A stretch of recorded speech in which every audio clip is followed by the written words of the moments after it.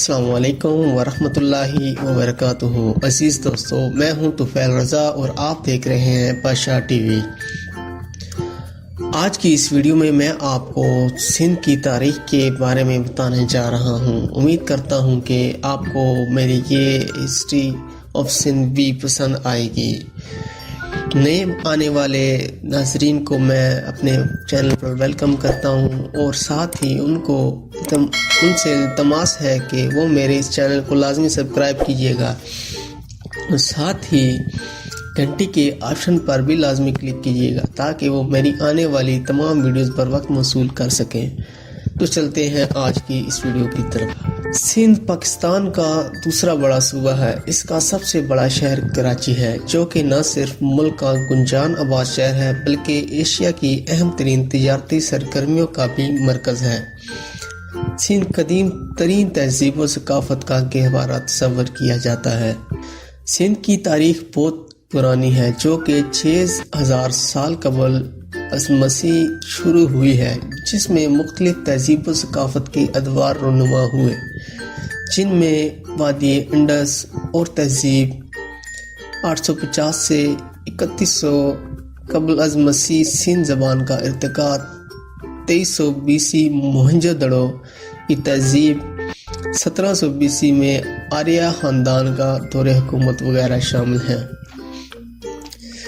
325 سے 326 BC میں سکندر اعظم سندھ کی وادی انڈس کے راستے پورے سندھ میں چھا گیا، پھر 313 BC میں خاصی شہرت حاصل کر لی۔ پھر 1608 عیسوی سے 1701 عیسوی تک راجہ داہر اور بعض عرب حکمران سندھ میں حکومت کرتے۔ اس وقت تک پورے سندھ میں اسلام کا باقاعدہ پرچار تو تھا، لیکن 1701 عیسوی میں محمد بن قاسم جیسے جرأت مند مسلمان حکمران نے فتوحات کا مزید آغاز کر دیا، جس نے نہ صرف اپنی فوجوں کو سندھ تک محدود رکھا بلکہ ملتان اور وسطی ایشیا کے دیگر علاقوں تک اپنی دسترس حاصل کر لی۔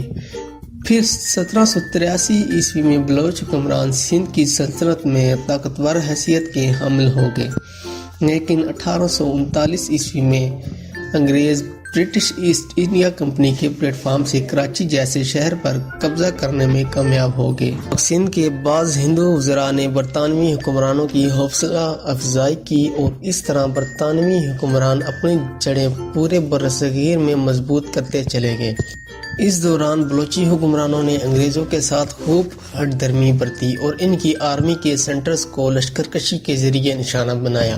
جدوجہد آزادی کے دوران غلام محمد اور عبداللہ ہارون نے سندھ میں مسلم لیگ کی حمایت کی اور انڈین نیشنل کانگریس سے ہندوؤں کی اصلیت کا پتہ چلنے کے بعد سندھ میں مسلمانوں نے ایک علاقائی اجلاس میں صوبے کی خود مختاری کی تحریک شروع کر 1947 میں پاکستان ایک نئی ریاست کے طور پر سامنے آیا اور سندھ پاکستان کے حصہ میں آیا، جس میں سندھ کے لوگوں کی طویل جدوجہد اور قربانیوں کا اہم کردار قابل ذکر ہے۔ قیام پاکستان کے بعد خون خرابے کے باعث تقریباً 1.1 ملین ہندو سندھی بھارت ہجری کر گئے۔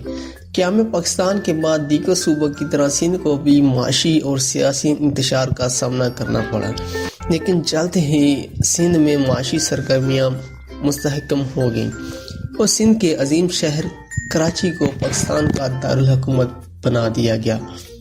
سندھ کے کلچر کو زیور تعلیم سے آراستہ کرنے کے لیے حسن علی آفندی نے بنیادی کردار ادا کیا۔ اسے سندھ کا سر سید احمد خان بھی کہا گیا ہے۔ اس نے سندھ مدرسۃ الاسلام سے دینی و دنیاوی علوم کی ابتدا کی اور اب سندھ میں ایشیا کی عظیم ترین درسگاہ موجود ہے۔ ان میں university of Karachi, Aga Khan university اور بحریہ یونیورسٹی قابل ذکر ہیں۔ سندھ کی ثقافت مخصوص انداز کی حامل ہے۔ اس میں کوئی شک نہیں کہ ہر علاقے کا رہن سہن اور تہذیب مختلف ہوتی ہے، لیکن سندھ کی قدیم ثقافت اس کا خاصہ ہے اور اس کی یہ پہچان سندھ کی پہچان جانی جاتی ہے۔ سندھی اپنی عادات، رہن سہن، جذبات، ثقافت، رسم و رواج کو بڑے فخر سے مناتے ہیں۔ یہاں کی ثقافت میں صوفیاء کرام نے مزید رنگینیاں بھر دی ہیں اور ان کے کلام پوری دنیا میں سنے جاتے ہیں، جن میں شاہ بٹائی، سچل سرما، سامی اور دیگر بزرگ شامل ہیں۔ سندھی لباسوں میں سندھی سنگھار، اجرک، سندھی ٹوپی اور سندھی زیورات پورے خطے میں شہرت کے حامل ہیں۔ تو دوستو یہ تھی سندھ کے بارے میں کچھ معمولی سی معلومات۔ امید کرتا ہوں کہ آپ کو میری یہ معلومات دیکھنے کے لیے میرے چینل کو لازمی سبسکرائب کیجیے گا۔ تب تک کے لیے مجھے اجازت دیں۔ اللہ حافظ۔